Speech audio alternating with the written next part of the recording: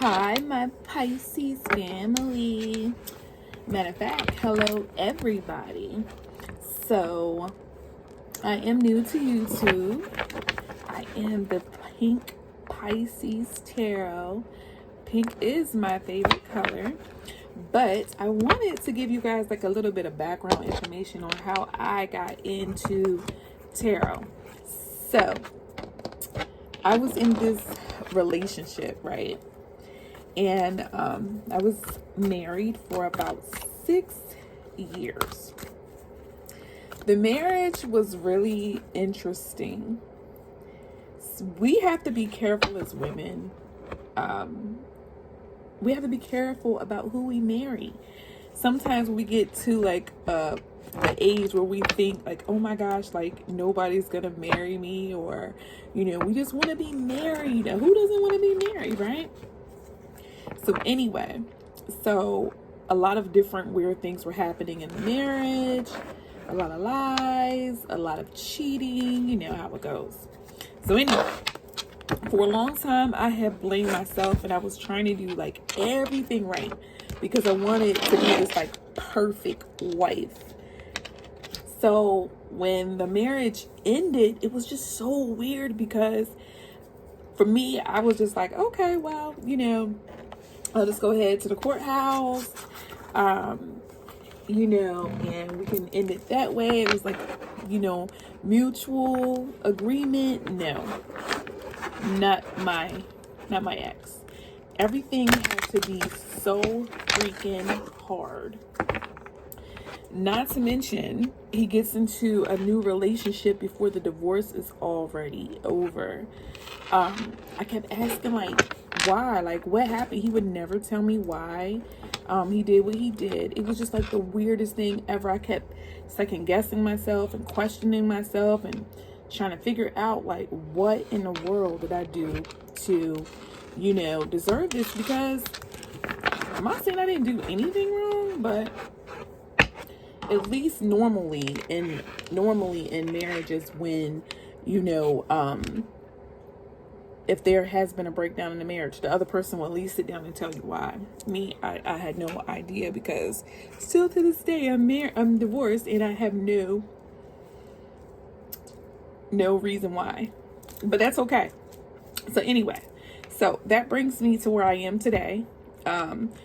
During that marriage, like, I had basically went through like a mental breakdown where I was like, I'm gonna say I was in hell.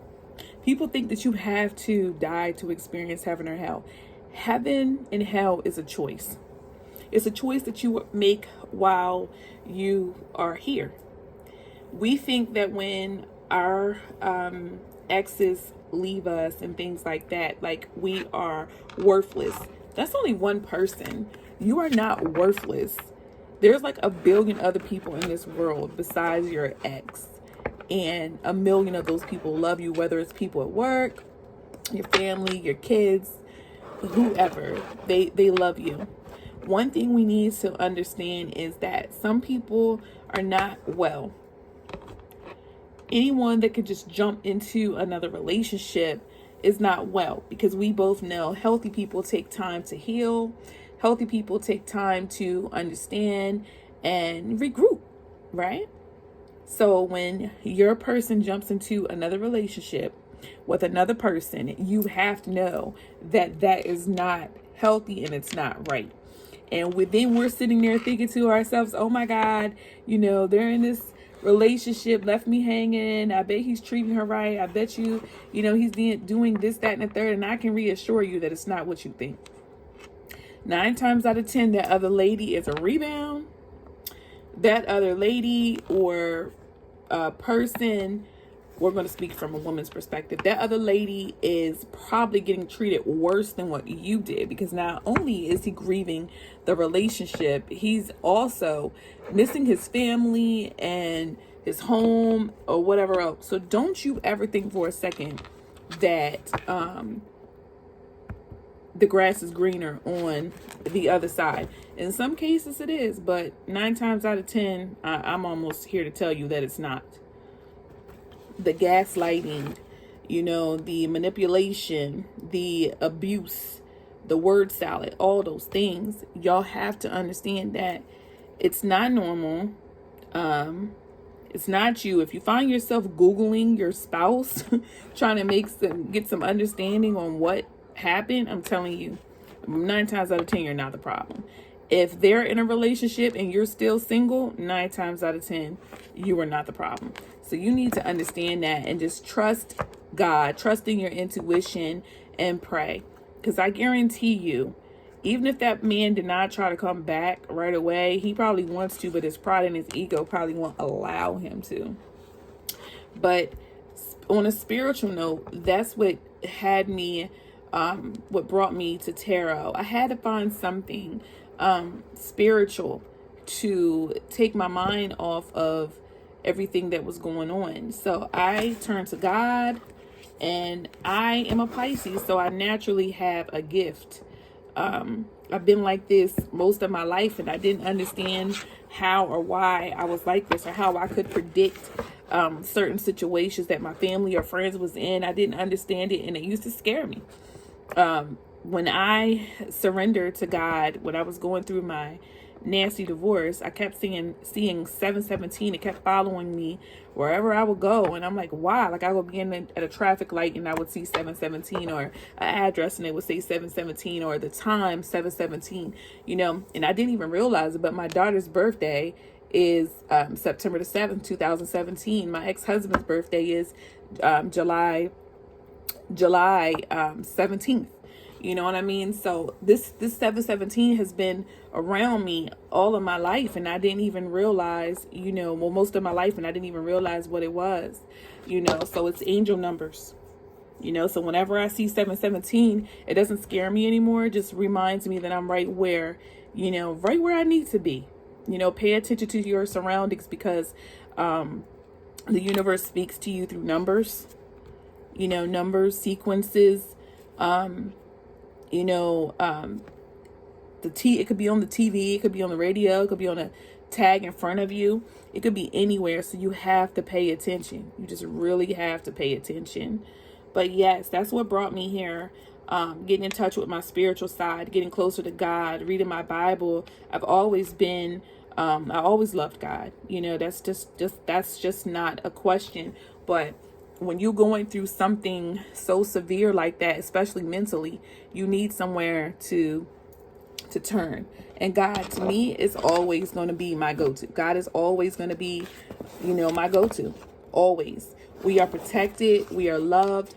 And never go outside yourself for answers. I'll say it 1,000,001 times. Everything we need is already inside of us. You just have to believe.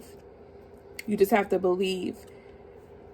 Sometimes people come into our lives, they hurt us, and we don't understand why, because we would never do that to them. But sometimes they show us ourselves, and they show us parts of ourselves that needs to be healed.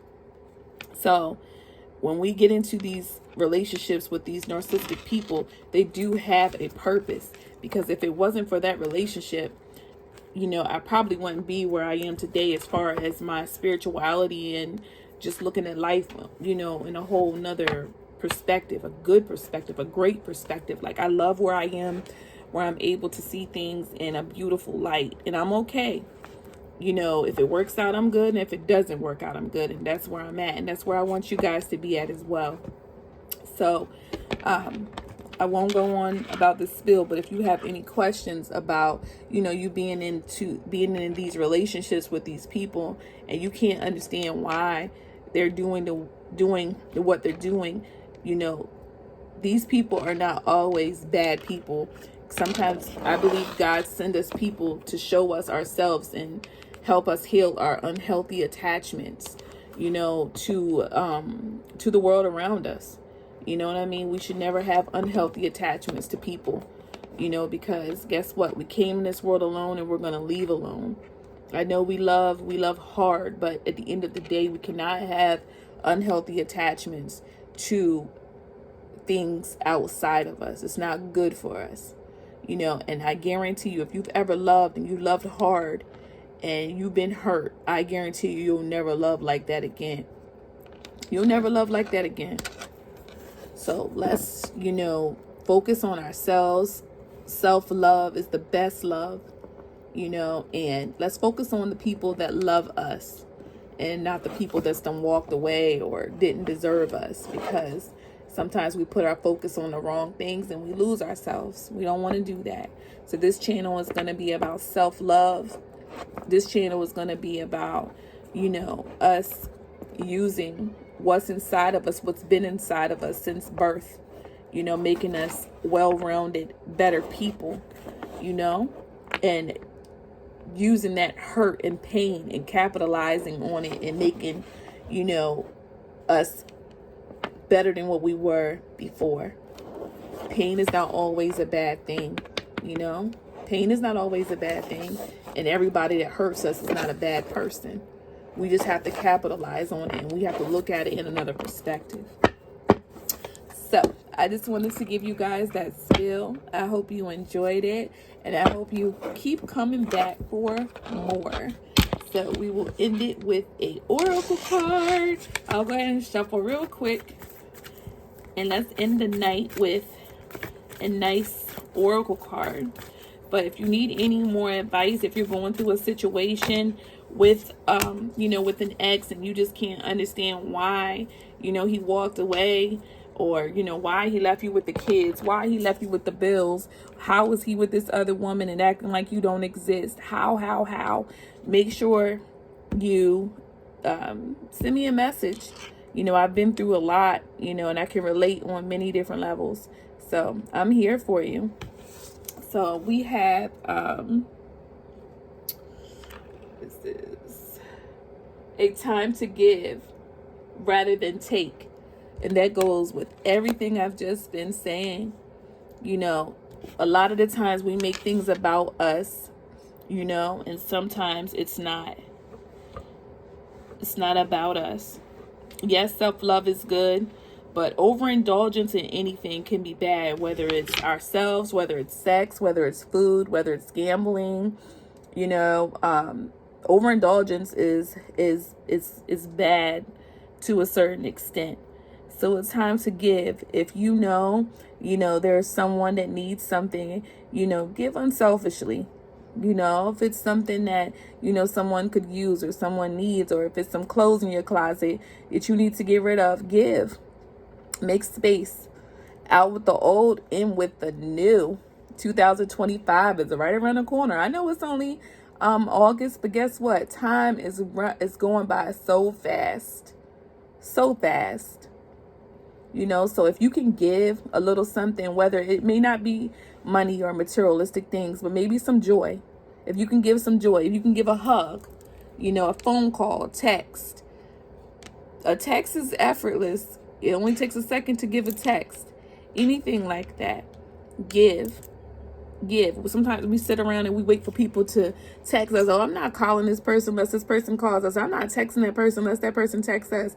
If it's someone that you know that you love, text them and tell them you love them. And don't even worry about a text back. If that person doesn't text back, oh well, that's on them. But you do it for you. That's what it's all about. Do it for you. All right. I love you, family. Take care.